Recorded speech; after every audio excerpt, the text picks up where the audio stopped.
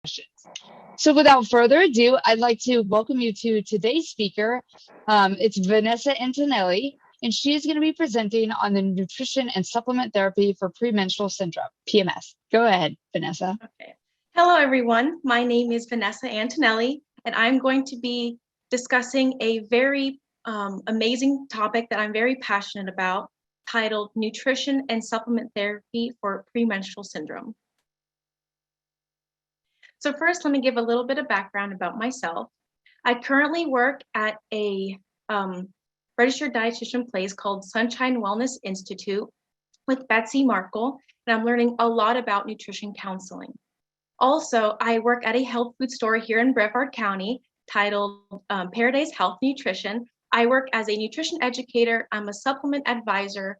Also, I help with social media marketing. So my why did I decide to talk about PMS? Well, I hope that when I become a registered dietitian, I want to specialize in women's health. Also, many women suffer with PMS. At the health food store that I work at, many women come and they express symptoms of PMS, and they talk about how they're on birth control and how they would like a possible different route to possibly take a different type of treatment instead of birth control.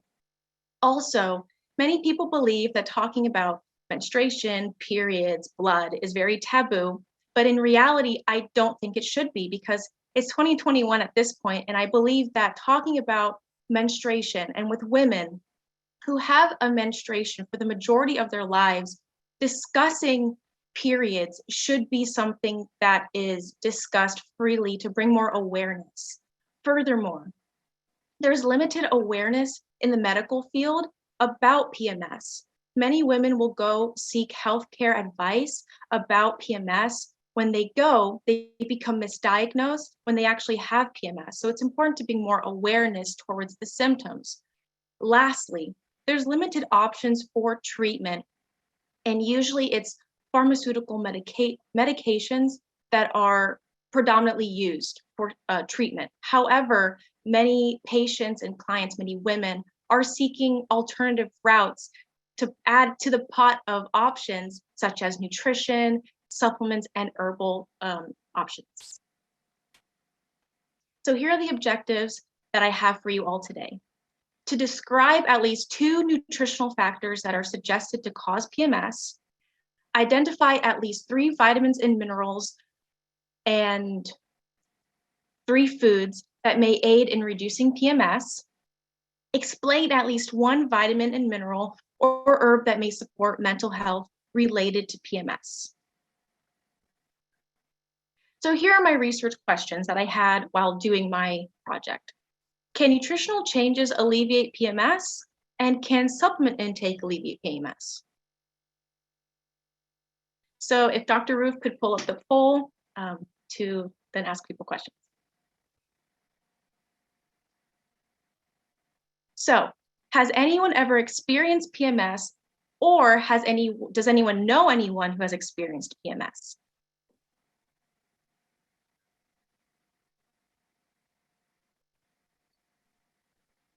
We'll give it about 10 more seconds if you'd like to participate.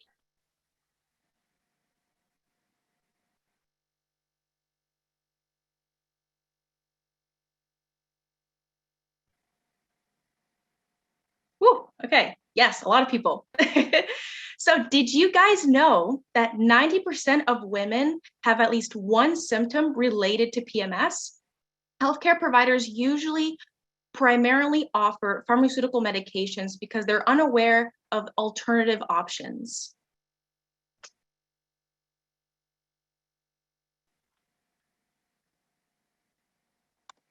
Okay, so there are 4 phases of the menstrual cycle.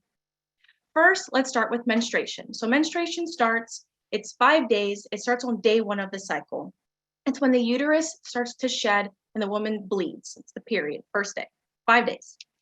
And then there's the follicular phase. And within the follicular phase, menstruation is within that. So 5 days is in follicular. Follicular is 1 to 13 days. It's when estrogen will rise and then an egg will prepare to be released.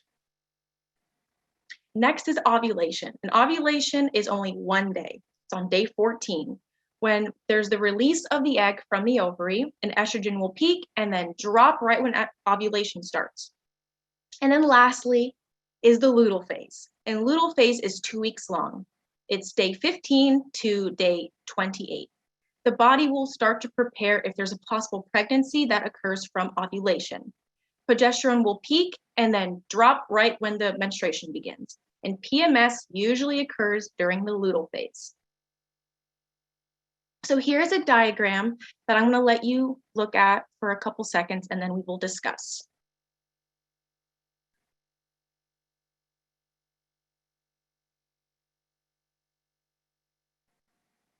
Okay. So on the left side, you can see there is the follicular phase. That's when you get your period, and then you will slowly reach ovulation. And then there is the luteal phase when PMS occurs. So in this diagram, I'm going to just highlight a couple hormones in here that we're going to mostly predominantly focus on further on. So estrogen, that is what is increasing during the follicular phase. So it's slowly going up, we can see it, and then right at ovulation, boom, it drops. Okay, and now we're at progesterone. Progesterone is low during follicular because estrogen's high, and now we're past ovulation, boom, goes up. It's high, and then right at menstruation, it drops.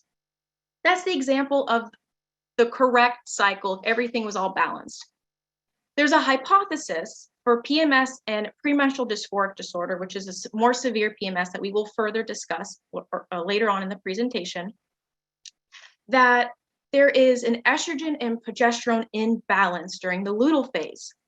Researchers say that there's a chronic hormonal imbalance because of pro-inflammatory cytokines that are occurring in the luteal phase that are causing mood fluctuations that are related to premenstrual syndrome and PMDD as well.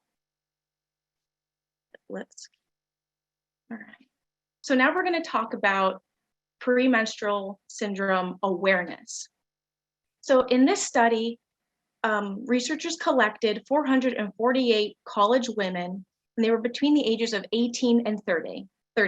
They completed a couple surveys about the knowledge, about what they know about PMS, what their attitude is and practices towards PMS, what they thought PMS was, and what PMS actually is. The results concluded that 96.4% of women knew what PMS was, and that 19% of PMDD 19% of people knew what PMDD was. It's important that us as healthcare providers and registered dietitians and nutrition experts, that we're able to help bring more awareness to our female clients about the symptoms related to premenstrual dysphoric disorder and premenstrual syndrome. So here is the diagnostic criteria for PMS. So you need to have at least one symptom for 5 days to be diagnosed with premenstrual syndrome. So you can see on the left, those are the mental related symptoms, and then the right is physical. So you can see for the affective symptoms, it's angry outbursts, it's anxiety, confusion, depression, irritability, and social withdrawal. While on the right, we can see with physical, somatic symptoms, it's abdominal bloating, maybe some breast tenderness, swelling, headaches, joint and muscle pain, swelling of the extremities like hands and feet, and even weight gain can occur. Here's the diagnosing criteria for premenstrual dysphoric disorder. It's a more severe type of PMS, and this is a diagnosing criteria that was written in the DSM-5, published by the American Psychiatric Association.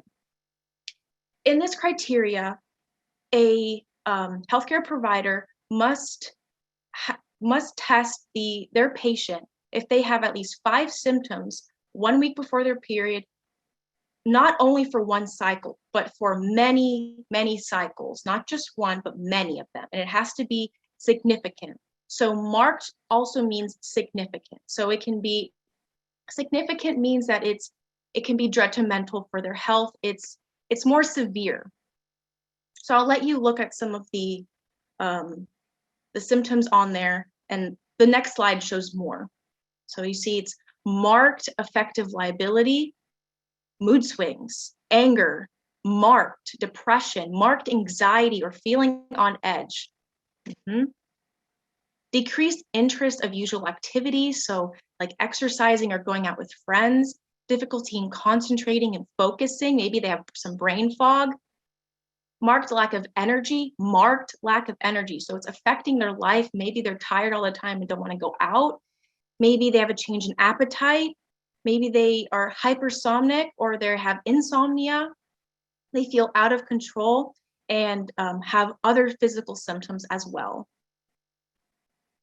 So healthcare providers usually recommend the following treatments that are listed. It could be birth control, over-the-counter medications like Midol, Pamprin, Advil, Tylenol, prescription medications like fluoxetine, which is Prozac, calcium supplementation, cognitive behavioral therapy, also known as CBT, weight loss, physical activity, and diet changes. So here's a picture of a couple foods that usually doctors, healthcare people will usually tell their clients with PMS to reduce. So it's alcohol, it's sugary beverages, fast food, processed food, salt, too much salt, you name it. Pizza, sadly, yeah. But now I would like to talk about all the food and nutrition that could possibly help reduce PMS. Okay, so there was a study that did a PMS diet protocol, and they had their patients try a low and very limited high salt diet. So they reduced their salt, reduced the acidity, they reduced their sugar, and they reduced also their caffeine intake. But they increased their fish intake 1 to 2 times a week. They also had complex carbohydrates. They had nuts daily. And they also implemented aerobic exercise as well. In this study, they focused a lot on the amount of macronutrients. So they had 50 to 55% carbohydrates. They had 25 to 30% fats and 15 to 20% protein. And the results showed that there was a significant reduction in PMS symptoms, especially cramps associated. I'm going to let you look at this table that I found in a research study, and then we will discuss it in a couple seconds.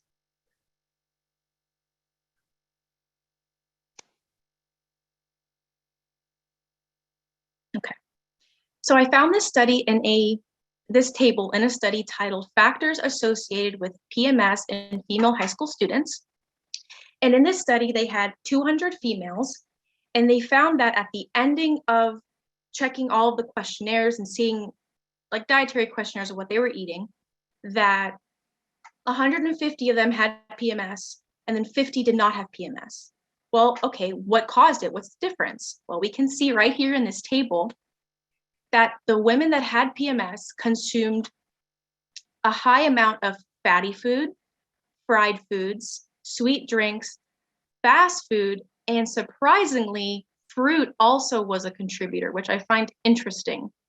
I wish that I looked all over the study and I couldn't find anywhere of what fruits and what type of fruits they were using. And I wish that they would have been more specific and they would have explained more in that part. But I guess we could assume, we could maybe think that maybe, oh, they were having too much fruit, or they were made, it didn't say how they were eating the fruit. So that's also something to keep in mind. Also, no habitual exercising and family history of PMS was also contributors, and waist circumference and BMI were also associated with PMS symptoms. In this study, I also found that PMS was also contributed with diet as well. So it was 225 women with PMS and then 334 without PMS. And it was between the ages of 20 and 46. So it was a pretty wide range. And they were split up into 3 separate groups. One group was Western, and it's the standard American diet. And it's, it's the typical Western. It's fast food, cheeseburgers, French fries, soda, ice cream, pizza, the usual. And then traditional, which is tomato sauce, eggs, fruits, red meat, the more holistic kind of approach. And then healthy, which they said that was a nut, dried fruits, and condiment focus. And in the results, they concluded that the women that had a healthy and traditional approach with their diet had no PMS, none, no PMS. That's what they concluded. But then the women who had the Western diet, they had PMS. So that's very, very interesting, important to mention. And now we're going to focus on vegetables and premenstrual syndrome. So the studies that are focusing on vegetables, the two research studies, they thought, okay, well, if vegetables are high in antioxidants and they're able to help reduce the risk of chronic illnesses and chronic diseases, well, then why not think of that for PMS? So they put vegetables to the test, and they saw that nurses that did not have PMS, they consumed more cruciferous vegetables. Now, let me discuss more about this research. So there was 151 nurses without PMS, and then 156 nurses with PMS. And they realized that the group that ate cruciferous vegetables had a huge reduction in PMS versus the other nurses who also ate vegetables. They also ate many different vegetables, but it wasn't cruciferous. So I was shocked when I read that. But I mean, sure, cruciferous vegetables like broccoli, red cabbage, white cabbage, and cauliflower. That's awesome. All right, cool. And now in the part with athletes with PMS, it's focusing on plant protein and animal protein. And I was honestly surprised when I read this research. Athletes, they were focusing on the performance of athletes, and they found that the athletes who consumed a predominantly plant-based protein intake had lower risk of PMS, and they had better performance during physical activity with sports compared to the athletes who consumed a predominantly animal protein diet. Now we're going to talk about my favorite research that I found was about dark chocolate and PMS. So the researchers that decided to talk and look into dark chocolate was the reason because it is high in complex carbohydrates. It's a good source of antioxidants, B6, omega-3, and omega-6, and it's a good source of different types of minerals. And all of these minerals are important for regulating the menstrual cycle, specifically estrogen and progesterone level balancing. In the study, they had 90 women, and they were split up into 3 separate groups. The first group had dark chocolate, the second group had milk chocolate, and then the third group had nothing. Sucks to be them. Oh well. The dark chocolate group and milk chocolate group had to do 40 grams of chocolate per day for 3 days after their period. And the results are crazy. So they found out after doing a pain scale prior to the treatment and then after the treatment. So they first did the pain scale, it's 0 to 9, 9 being horrible, 0 being nothing, I'm fine. So before it was 7.44. That's pretty close to 9, that's pretty bad. And then after treatment, it was 2.76. That is a clear correlation of chocolate being amazing for PMS. However, I still also want to mention for the people who like milk chocolate and think dark chocolate is gross, they also saw that milk chocolate was also beneficial. So you can still eat milk chocolate and be okay. And now I want to talk about whole grains. So a lot of the researchers that are looking into whole grains have found that it is a great source of micronutrients such as magnesium, manganese, zinc, vitamin E, copper, and many different B vitamins. And B vitamins are precursors for certain neurotransmitters such as serotonin, dopamine, GABA, S-adenosylmethionine, also known as SAMe, serotonin, and tryptophan. Whole grains are also a great source of fiber, soluble and insoluble fibers, such as inulin, beta-glucans, and resistant starch, which have been shown to be helpful for cramping. So here's the study that I found. There's 4 tables total. I have them on separate slides. So here's 2, and the next slide will have 2 more. In this study, they had 100 females. They all had PMS, and they were split up into 2 separate groups. So the group that was treated, you can see in the graph, the dotted line is treatment, and then the solid line is the control group. So they were not told to do any dietary changes, only the treatment. And the treatment was they had to replace 4 servings of refined grains and replace it with whole grain. And it was 120 grams minimum per day. And they examined it for 3 months. And they found out that it worked. And we can see right here that in the general score of PMS, we can see control. It actually gets worse for them after 3 months. But then the treatment drastically goes down. Next group, mood, also goes down. And they check for PMS scores monthly. And then in the next slide, we can see physical goes down. Man, yeah, the physical for control still the same, all just bad for them. But the treatment group for whole grains, 120 grams of whole grains for 3 months, you can already see huge reduction in PMS. And now I want to talk about dairy. So in this study, they had 31 women that had PMS, and they had an intervention group and the control group. The intervention group had to have at least 1,000 milligrams of calcium for 2 months. And they had to get it in dietary ways, not through supplements. We're not talking about supplements yet, we're talking about food. So in the intervention, they had cheese, they had yogurt, and they had milk. Well, the control didn't do anything. So the results, they showed that the group that had dairy food, they ate dietary sources of calcium, they had significantly lower PMSS scores, and they have improved quality of life as well.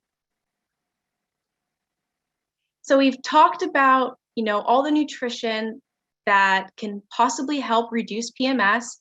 We saw and we read that an increase of plant protein and a decrease of animal protein may reduce symptoms, and also including lots of dark chocolate, lots of cruciferous vegetables, including dairy, lots of complex carbohydrates like whole grains, and trying to focus on a more healthy and traditional diet over a Western standardized American diet can reduce PMS symptoms as a whole. Also, adding physical activity with a diet change may also help. Now we're going to talk about vitamins and minerals. And here's a list of all the vitamins and minerals that we will be discussing in today's presentation.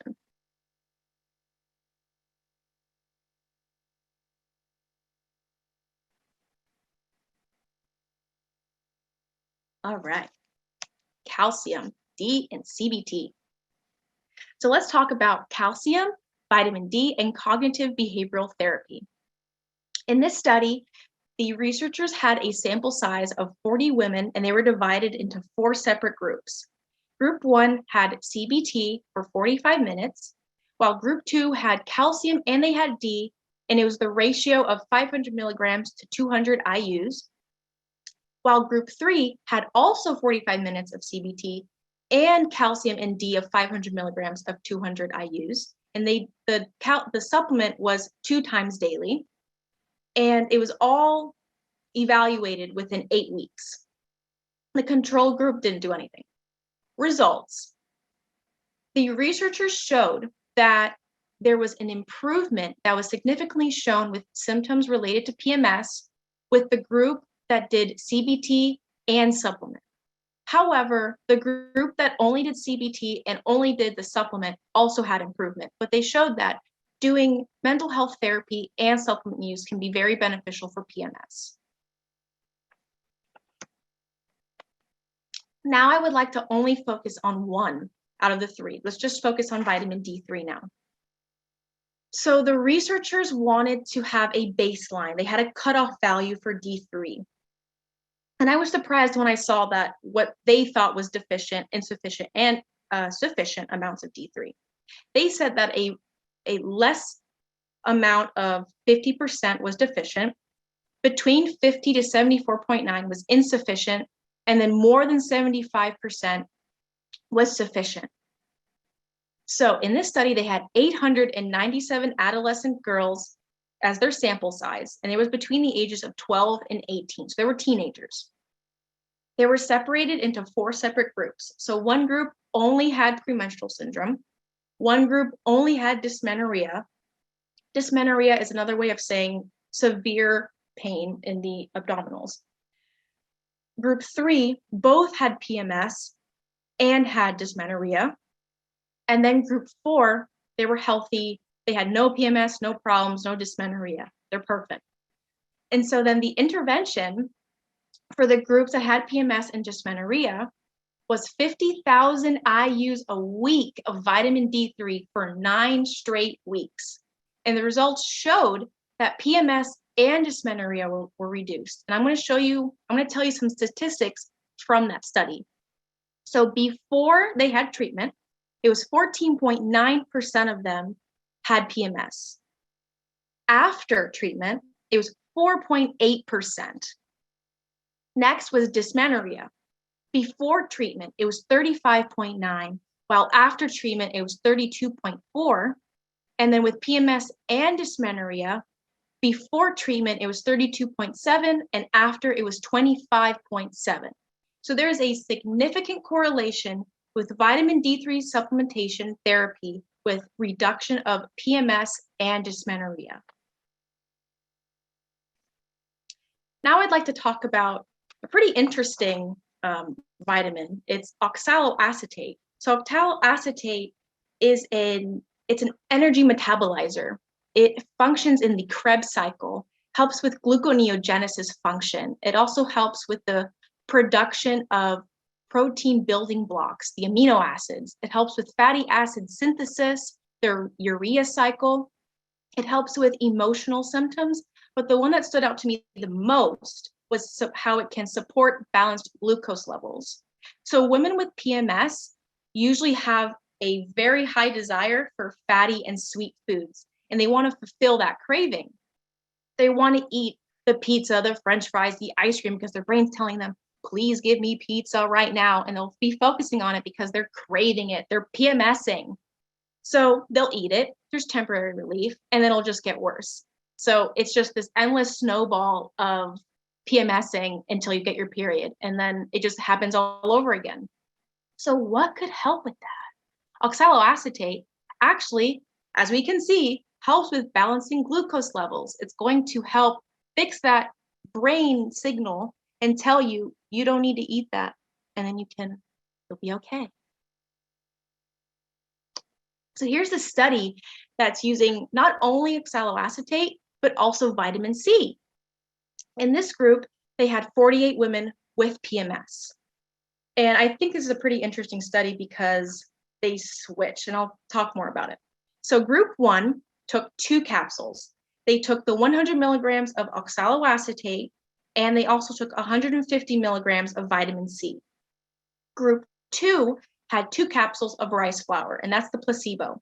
And they did it for the entire cycle. And then they switched. The group 1 did the placebo, and then group 2 did the treatment. And they took these 4 studies you see down here. They did the Beck's Depression Inventory Test, the Cohen's Perceived Stress Scale, Generalized Anxiety Disorder Test, and they did the Buss-Perry Aggression Questionnaire. And we can see that the groups that did, even when they switched, it's just showing they did a cross-sectional study in the second part of it. And they saw that the treatment of oxaloacetate and vitamin supplementation, it worked. We can see that right here. So the dark color of the bar graph is the treatment. 50%, over 50% increase of depression. So reduction, better. Stress scale, improvement, almost 40%. Anxiety, over 50% improvement, and aggression was even improved. So we can clearly see that there is a correlation with taking oxaloacetate and vitamin C supplementation to help with the mental health portion of PMS. Now let's talk about a mineral, zinc. So researchers have found that, people who are low in zinc, zinc has a lot of other properties with hormones, not just immune health. Zinc is important in the luteal phase. If a woman has low zinc levels during the luteal phase, it can cause learning and behavioral problems and even mood disorders. Also, zinc helps with binding progesterone during this phase, and it helps with just regulating in general the whole menstrual cycle. In this study, they had 48 women, and they were separated into 2 separate groups. They wanted to see if it's related to zinc and also total antioxidant capacity, TAC for short. They found out that the women who had PMS had low zinc and low TAC, while the women who had no PMS or who had no PMS, they had low TAC, low zinc, and the people who did not have PMS had very high TAC and very high zinc. So that's pretty interesting. I would have not thought of zinc helping with that. Whenever I think of zinc, I just think immune, but I would have never thought for hormones. So that's bringing more awareness to different minerals for PMS. And now let's shift and talk about omega-3. So in this study, they had 95 women as a sample size with PMS, and they were randomly divided into 2 separate groups. Group 1 had the omega-3 supplementation, and they took 1 gram of fish oil, while the other group took an oil, but it wasn't fish oil. It was just random. They didn't know. They just thought they were taking a pill. They didn't know what it was. It was blinded. Everyone was blinded. So in the results, they showed that the people that took the treatment had much improved, had less PMS symptoms compared to the group that did not take fish oil. And they also had improved quality of life, physical and mental health. They saw further on into the study that the longer the participants took the fish oil, the more improved they were with their PMS symptoms. So that's pretty important to include. And now we're going to talk about herbs and PMS. So here's the list of all the herbs that we're going to talk about in this part of our presentation.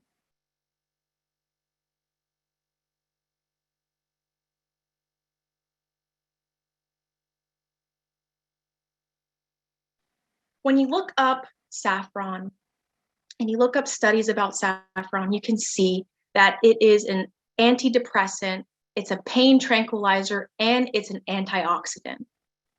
So it could be possibly used as, it's an antidepressant. So that's something to note when we're talking about this study.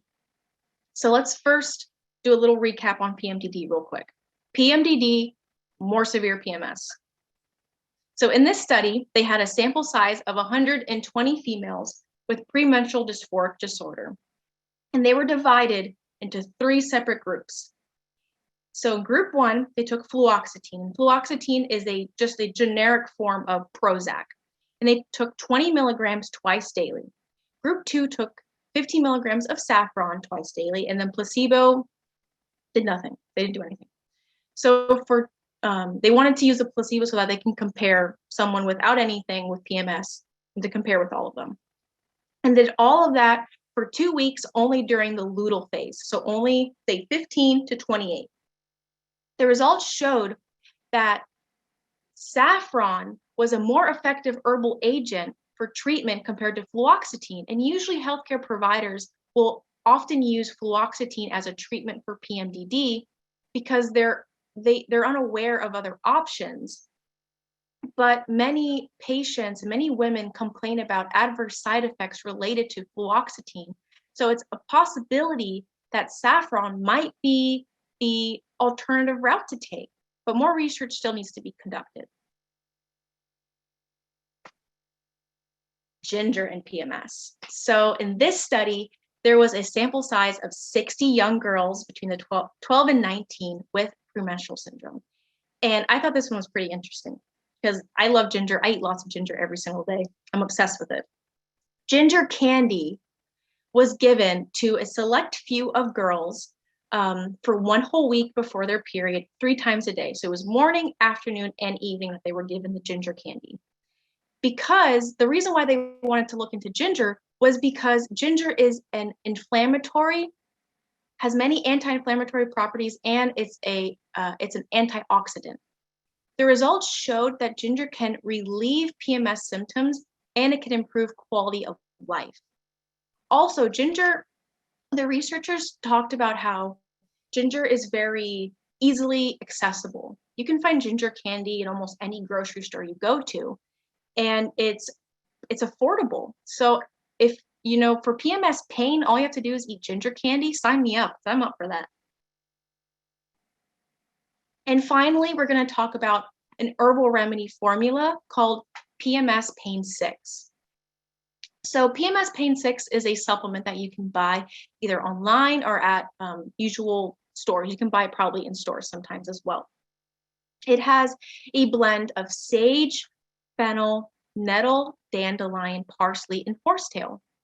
And in this study, they had over 600 women who had PMS between the ages of 45 and 55. They took 1 capsule 3 times daily after meals, and it was in the middle of their cycle that they took the supplement. And the results showed that there was a significant connection with a reduction in hot flashes, pain, cognitive and mental health, and also it helps with hormonal imbalance, specifically estrogen, progesterone, and even FSH. In summary, 90% of women are affected by PMS, and some are affected by PMDD. We talked about how an increase of plant protein, reduction of animal protein, eating plenty of cruciferous vegetables, and also including lots of dairy and also whole grains can help with PMS. Also, focusing on more of a traditional and healthy diet and adding physical activity is the way to go. So let's go back to my question as well as we further on read the summary. Can nutritional and supplement changes alleviate PMS? I think so. Besides diet changes and also making sure that vitamin and mineral intake is sufficient while encouraging food and supplement variety, cognitive behavioral therapy is also an effective tool for treatment. Herbs may also be effective for options as well. Application to practice. So I think that it's important that we provide education about nutrition and education about supplements to help educate our women about how to empower them, how to make them feel like they're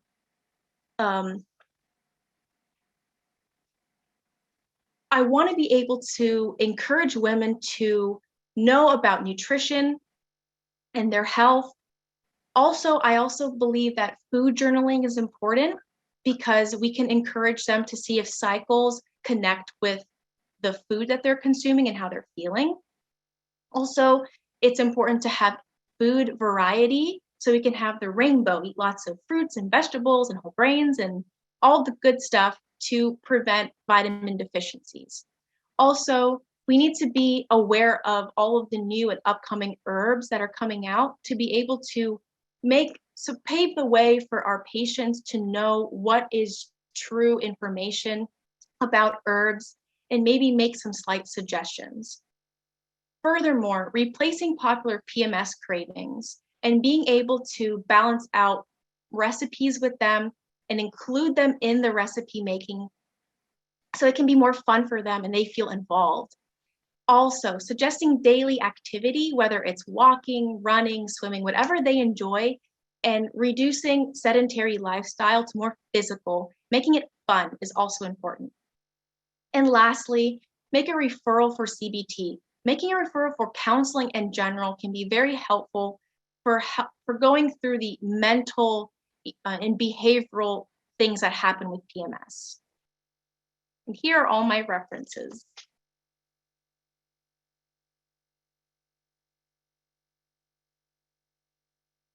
Now I'm ready for questions. All right, Vanessa, great job. Thanks for giving us a nice thorough overview. I liked how you talked about diet alone and then kind of went into each of these different nutrients and how we could, as practitioners, maybe optimize those nutrients either via diet or supplementation. So for all the attendees, if you have any questions, feel free to submit them to either the chat or the Q&A function, and we will get to them. So we do have one question that came in that I actually have a follow-up to as well. Can you tell us more about this oxaloacetate intervention? Is this something that we can get on the market, and what kind of dosing is that? All I know about with oxaloacetate is that, I'm actually going to go back to that slide. We can buy it in stores. I saw it on Google. You can actually buy it in a store. You can probably buy it where I work at Paradise Health Nutrition. And I don't know too much about it. This was just an overview that I had. I know that looks extremely important, and it looks like it's something that you can purchase in stores. So that's all I know for that. Yeah, that was really interesting. You know, sometimes these interventions are purely in a research base, so it was interesting, maybe the translation aspect of that. Mm-hmm.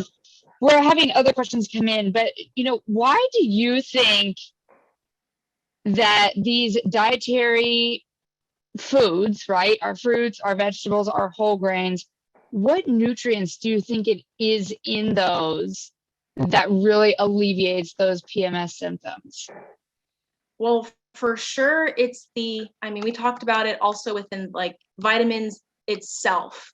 You know, it talked about how vitamin D3, so healthy fats can help with hormone balancing. And I know vitamin D3 can actually act like a hormone within the body.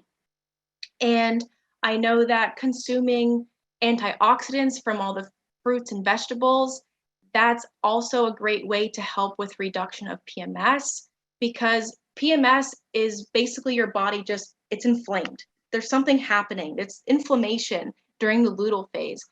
And hormones are like, woo, it's all wacky. So eating the right types of food that's not packed with GMOs or processed ingredients, and it's just pure food from the ground, is nourishing. We need nourishment in our bodies during this time to be able to feel our best. Yeah, obviously, as dietitians, we always want to promote, you know, wholesome foods. So I think that's a good point. And how can we, you know, use these in a daily approach? And maybe it's just we need to talk with our patients about, are they seeing changes in symptoms as they're making these dietary changes, maybe for other reasons, such as, Yes, you know, just health in general. So I think that would be a really cool association to point out, like, yes, oh, look, did you also notice that you had alleviation of these PMS symptoms? During the application to practice, food journaling, you know, being able to connect food and being able to connect time in their cycle of, oh, let's see, oh, I feel, I don't know, anxious today. What did I eat? Well, maybe we can see next month and try to make a connection. Yeah, I think that's super interesting. Now, one of the attendees is asking about that supplement. I think it was Pain 6. Can you clarify the name of that? And what additional supplement titles? I'm sorry, everyone. I shut my door, but my dog is going crazy. What additional supplement brands is reputable? Well, the title of this is, it's hard to see because the thing is covered and I'm having a brain fart. It's PMS Pain 6, and you can actually buy that, I think, online. However, at where I work at Paradise Health Nutrition, we have lots of different companies. We have Natural Factors. We have a whole line of like hormone supplements. We have Maca from Gaia that I wasn't able to find much information about, but I know Gaia works for hormone balancing. There's Vitex Berry from Gaia. There's a lot of different companies that a lot of health food stores sell, and there's a lot of knowledgeable staff members at most health food stores that can help women look for supplements for hormones if they're interested, with their healthcare providers' help as well. Now, what is our role as dietitians to recommend supplement? What do we have to be cognizant of if we're trying to be recommending these sort of supplements? Because we know that there's not extensive research on a lot of these and they're not, tightly regulated. So what should we be mindful of? As registered dietitians and nutrition experts, I think it's important that we are connected with their doctor and their healthcare team. We need to be, we're not diagnosing, we're not fixing anything. We need to stay in our niche, and we need to stay in our scope of practice as dietitians and healthcare providers. But we can maybe talk to their doctor, or maybe talk to the patient, say, well, maybe talk to them about so-and-so, maybe talk to them about omega-3, maybe talk to them about, saffron, and see what they think. And then the doctor can do more research with them. And then you bring more awareness also to them as well. So it's just connecting everyone and making sure that everyone stays in their scope of practice, but also offering information as well.